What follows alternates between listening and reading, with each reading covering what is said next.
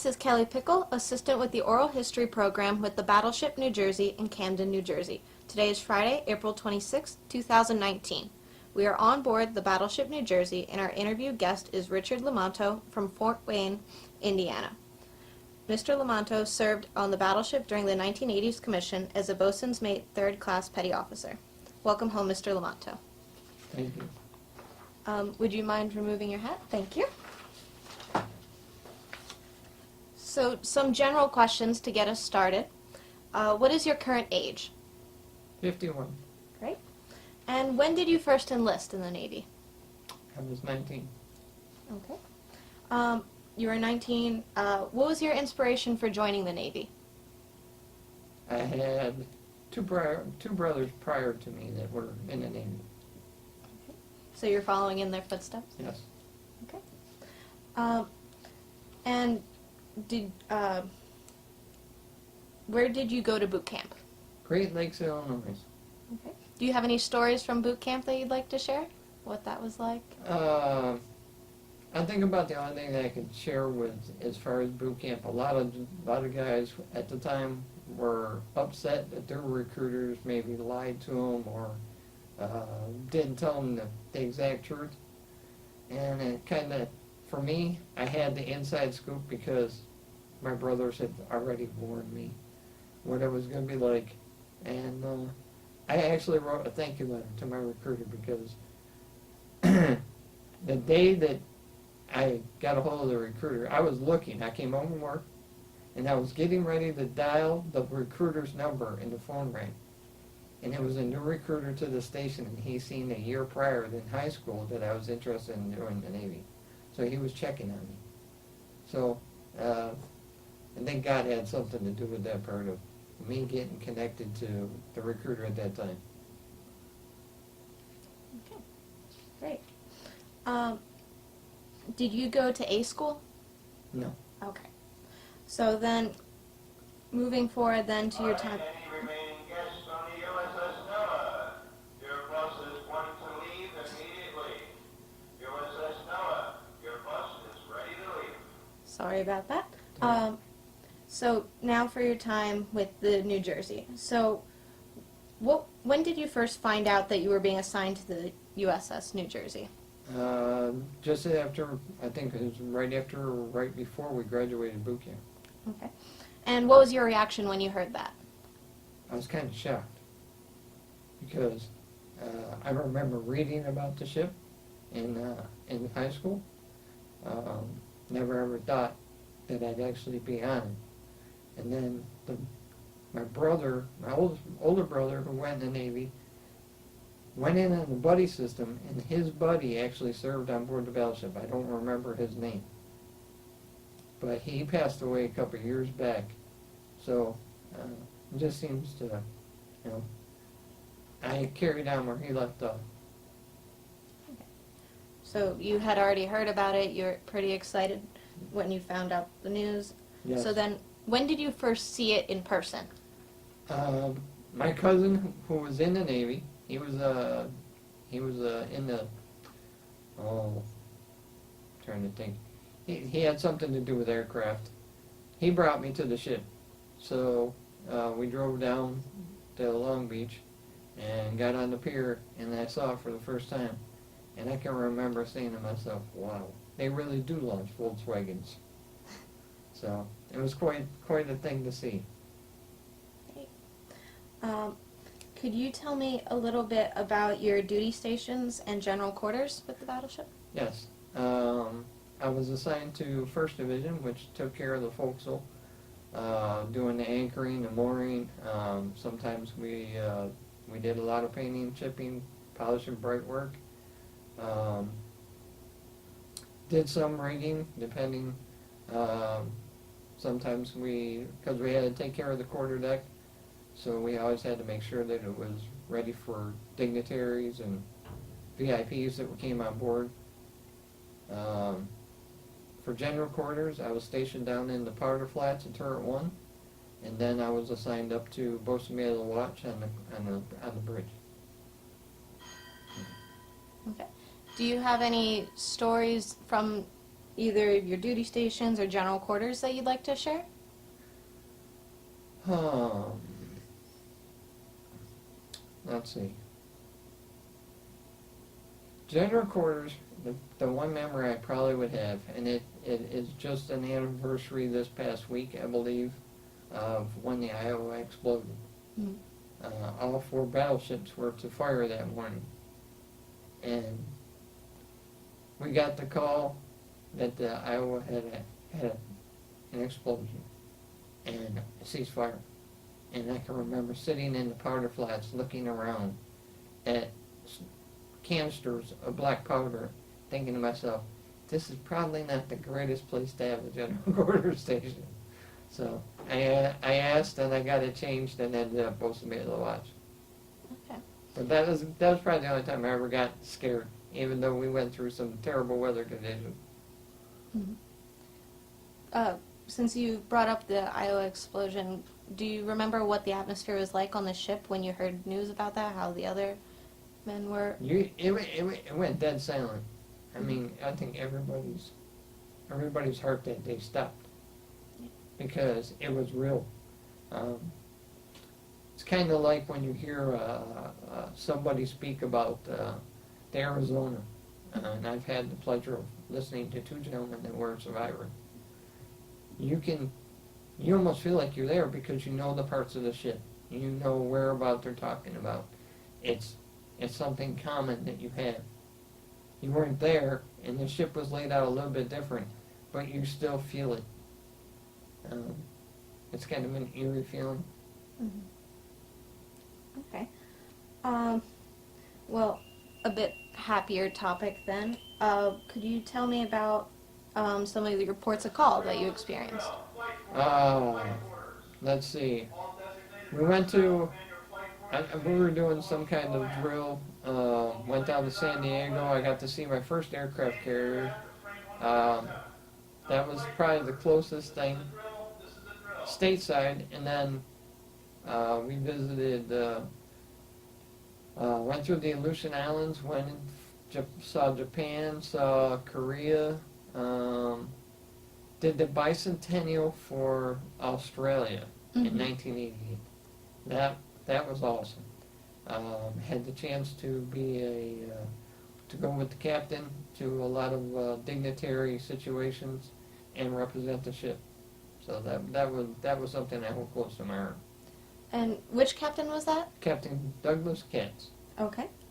And so you actually got to go to Australia on. Yes. Yeah, we did a passing review in the harbor in Sydney. Mm-hmm. Then we were in Brisbane, Mm-hmm. where Captain Katz and I and several others from the ship were in a parade. Went to dinner afterwards. We were in Perth, Fremantle, Albany, and then we went to Hobart, Tasmania. Yeah, I think that takes care of all of them. Okay. What kind of things did you do while you were there? I had a lot of liberty. Mm-hmm. Like I said, and got to go to different dignitary things, dinners, dances, parades, Mm-hmm. and then when we weren't doing something like that, I had a lot of free time, so I got to go out and see the sights, meet the people. Matter of fact, I actually, after I got out in '90, I went back to a family that had met down in Hobart, Tasmania, and spent a month with them. Oh, wow. So. Great. During that time period also, so that was the 1988 Australian bicentennial, and then also in that year there was the South Korean Olympics. Yes. Could you tell me a little bit about that? At the Olympics were going on in South Korea, and it was I'm gonna say a vibrant atmosphere. They were very happy that we were there. Very kind, very pleasant people. They welcomed us with open arms. I didn't I wish I would have now got the chance to actually go see some of the events. Mm-hmm. But I know some of the guys on ship did actually go. Um, you you mentioned to me before this interview that you participate in crossing the equator. Yes. Could you tell me a little bit about that? Um, they, we were getting ready to cross the international date line and the equator, which instead of being just a shellback, we were becoming golden shellbacks. There is a ceremony. Not well. That's the ceremony comes up, but the day before, anybody that isn't a shellback is considered a wog. And wogs, if they catch all the shellbacks, they don't have to go through all the initiation. They just go through the ceremony and you get your certificate. Well, I think that's a ploy because they know who they are, but we didn't have no idea who they were. We had a lot of fun, but they got revenge on us at 2 o'clock the next morning. And they woke us up, made us crawl on our hands and knees. You couldn't look up. It was a fun memory, even though it seemed like at the time it was probably one of the worst. But it was a good time. I'm very glad. I almost didn't, and I'm very glad that I did. What made you decide to do it? Realizing that it was something that not everybody got a chance to be. Mm-hmm. Some got the chance to be shellbacks, and I, at that point, realized that I was probably going to try to stay in the Navy and make it a career. Mm-hmm. So being a golden shellback, I would probably be able to get my chance at the revenge part like they got for us. So What's the difference between a regular shellback and a golden shellback? a shellback crosses the equator. Yes. When you cross the international date line and the equator, you become a golden shellback. Okay, great. Anything else about that you'd like to talk about? Or? I remember that when we were all done, between climbing through garbage chutes and diving for malt bowls and sticking your head over the side, calling for flipper, funny things like that, that when we were all done, we smelled so bad that they allowed us to take our clothes and dispose of them. Because there was no way you were going to get the smell out of them. Yeah. So. Okay, great. During this time period, since it was the 1980s, did you have any Soviet contact during your time? Every once in a while, we would have some of their aircraft come near us. Sometimes, once in a while, one of their ships, but no real interaction. I think the closest we probably came is when they were in Australia, and they were not allowed to come off their ships. I kind of felt bad because there was, I think, 16 or 17 countries represented. So you had, but they were the only ones who weren't allowed to come off their ship. Okay. Did you participate in the PAC-X in 1989? Not sure, because I think that I left and then they did that. Okay. I don't remember what part of the 89 that was, because I left the end of April Mm-hmm. and went to my second ship. Okay. So during your time, you mentioned that with Australia that you had contact with your captain during that time. Do you have any specific stories or things you'd like to talk about regarding your captain? Captain Katz was probably one of the greatest guys I ever met. He never seemed to show that he had any fears, doubts, worries. Very, very positive influence, I think, on the crew. Um, I got to know him a little bit more personally, being a messenger, becoming him, putting on my crew when I made third class. Um, he was a friendly man, very smart. This ship is as big as it is. He was able to bring it pure side unassisted, and you know how big it is. Mm-hmm. But can you imagine coming pure side when no tugboats? Yeah. That's the kind of confidence he had. He was sure of his men, he was sure of his ship, and he was sure of his duties. Great. Did you have any contact or impressions of Admiral Reason since he came aboard for Battleship Group Romeo, or was that after your time? I'm not sure if I'm not positive if I met him. Okay. I think the admiral that I'm not sure if I even pronounce his name right. Admiral Kahuna, something to that effect. I'm not sure about that. Okay. Let's see. So do you have just any other stories you'd like to share about your time aboard the battleship? I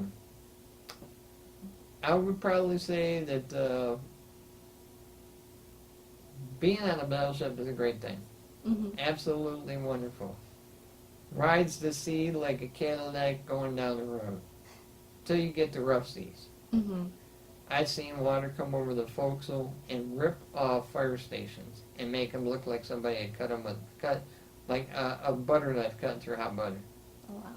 So when you experience something like that, you realize that the power of the water that you are on. I got to see some wonderful places. One of the best memories I got is being out to sea and not seeing anything. Seeing dolphins and whales and sharks and all sorts of birds, flying fish. So, How about, do you have any stories with your fellow sailors that you'd like to share? yeah, I can do that. I got signed on board. Had to go and get signed in at all the different places, from the captain all the way down to the division I was in. And the shipmate that did that was Daniel Boggs. He was in first division, and found out that he was 11 days younger than I am. And matter of fact, we celebrated our 50th birthday a year ago together. I surprised him at his mom's house. That was her gift to him. Me showing up. So, we played a lot of cards. And first, when we had downtime, some of the funniest things is as a petty officer, I got to go sleep in the 9-man instead of out in the general berthing for first division. Mm-hmm. And one of the gentlemen that was in there came in, and he was a little bit intoxicated. Well, he went in and out in the hatchway. Mm-hmm. And one of the petty officers said, "You can come in one more time, you're going out." He came in, and he got punched, and out he went. So, I thought I'd be smart one night, and I came in drunk. And I did the same thing. I got the same reaction from the other petty officer. He knocked me out, and one of the messengers was coming around, and he comes in tonight and he goes, "Petty officer, what? Somebody out here." He said, "Don't worry, that's just Dago. That was my nickname, Dago Red." He says, "He'll be all right. He had too much fun last night." So, that's just one of them. Mm-hmm. How did you get that nickname? Can you share that? I think it was probably because I'm Italian, half Italian. Oh. Excuse me.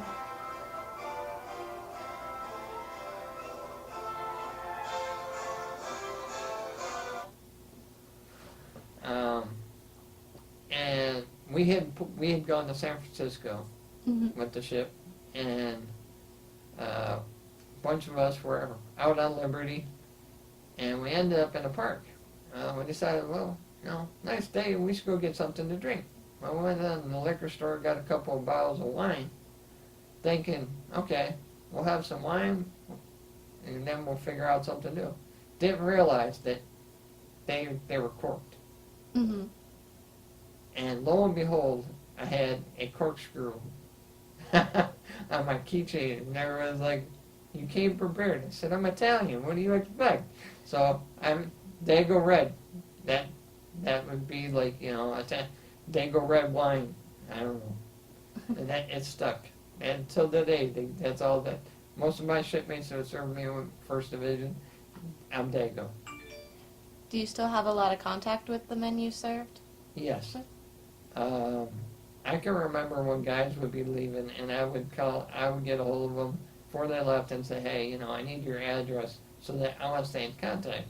Oh, and we'll never see each other. We'll never see. Lo and behold, we're all pretty well still. Every one of us that was in First Division, just about that were interactive every day, are still active in each other's lives. That's great. One other question I have about sort of the living conditions here on board. How was the food? Actually, the food was good. I had a friend that was in the Marine Corps. He gave me an MRE to eat one time, and that was the last one I ever ate. The cooks we had were very good. I really miss the breakfasts Mm-hmm. because we had our choices of eggs and omelets and hard-boiled eggs and ham and sausage, everything right up to rice. Matter of fact, when I got married, I showed my wife more or less the idea how to make an omelet, Mm-hmm. because I told her I've eaten them at restaurants and I can't really get them to flip like they do. She has perfected the omelet, and it's probably, if not as good, but better than what I used to get. So after you left the battleship, you served on another ship, you said? Yes, I went from serving on board the Battleship.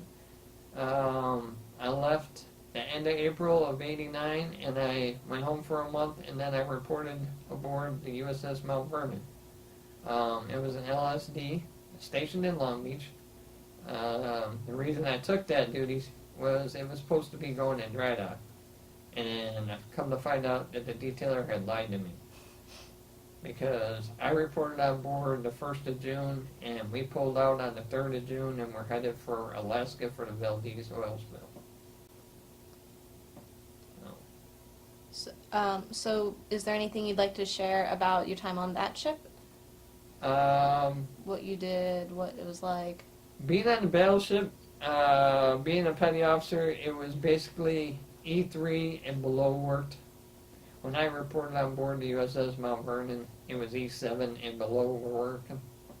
So to see a chief busting Russ was new to me, quite new.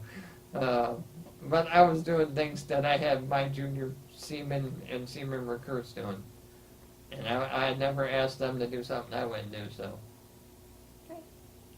So what sort of things did you do while you're on that ship? Let's see.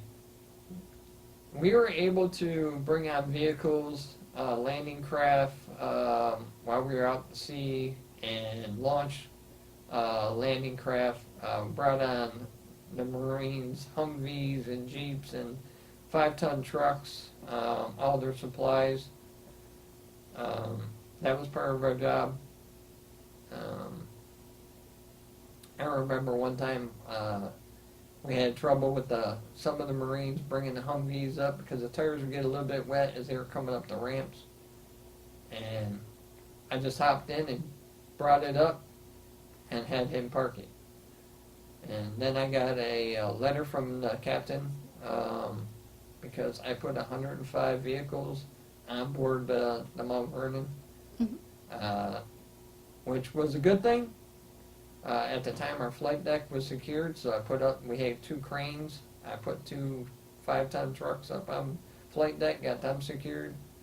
I had put the rest of the vehicles so close together that they had to go from the last vehicle to the first vehicle underneath to track them down. That got their Liberty secured, so they were not happy with me. And I came back from Liberty and literally was escorted by the Master Arms to my berthing because of that. I don't think they would have really harmed me. I think they were just going to try to get even. Okay. So before I move on to talking about your post-Navy, like, is there any other stories just in general you'd like to talk about during your time in the Navy? Any ships, anything else you'd like to add? I think I would probably have to say that I did a lot of growing up Mm-hmm. in the time that I served. I learned a lot from senior enlisted to the commissioned officers. Mm-hmm. Experienced places I would have never ever been probably able to get to see. Met people from around the world. One of the neatest things I probably have to share is going to places that were very poor. Mm-hmm. You get into a port and you're kind of awestruck, and then you realize you can't read the street signs, you can't speak the language, you have no clue where you're at. And I called home and I told my mother, I said, if this is what it feels like to be illiterate, it's a god awful feeling. Mm-hmm. And I did my best to learn more about the people there. They were happiest people I probably ever saw, and one of the poorest places I was at, I think was Busan in Pohang, Korea. And it was something in their culture, if they offer you something, you got to accept it, because it's disgraceful and disrespectful if you turn it down. So I got to experience some new foods. I picked up a little bit of the language. Matter of fact, when I moved to Fort Wayne, there was a older Korean couple that owned a store, and my wife had frequented it, and she had told me that they were Korean. So I went in with her one day, and I went up to the counter and I went, "Yoboseo," which is hello in Korean. And they just looked at me like, "Wow, you know our language." I said, "I was there." I said, "It's a beautiful place." So. Okay, great. So when did you get out of the Navy? May 25th, 1990. Okay. And what did you do after that? I went to college for a little while. I worked at a factory. I worked at 7-Eleven. Ended up doing some security jobs, and then we found out that I started having some health issues. So. Okay. And this isn't your first time back to the New Jersey since... No, I actually watched the Battleship come up when they brought it to Camden. I was out in one of my shipmates' personal watercraft. Mm-hmm. The day before was a beautiful sunny day. The day they brought it in was rainy and miserable like it is today. We were bobbing around like a bobber, but and it was sad to see, because there was it wasn't under its own power. Mm-hmm. And I've come back. I've come to 3 or 4 reunions, and I was just here 3 years ago, and I'll be back again June of this year. How is it to be back seeing it as a museum? It's great, and it's sad. It's a great thing because I get other people, a chance to see it and experience it And then we have people like yourselves that are doing these great things to keep the history and the memories and each of us alive and keeping it the way she looks.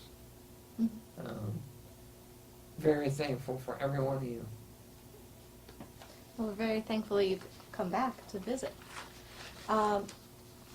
So, one last question that I have, and you sort of mentioned it a little bit before. So, what impact would you say your life in the Naval Service has had for you? Impact? Yeah. Probably helped make me a better person. Made me more worldly. Like I said about experiencing different cultures, seeing how much we as Americans take for granted in everyday life. Then the camaraderie that you get with your shipmates, the enlisted, the officers, great men like Captain Katz and Captain Glenn, the admirals. So, Okay. that's it. Is there any last stories or thoughts or anything you'd like to share before we wrap up?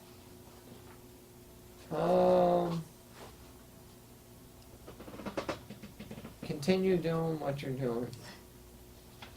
And I'll keep doing my best to make sure that we can get more people like myself back here to help you. Because it took a crew to keep it afloat. And it's going to take a crew to keep it looking good.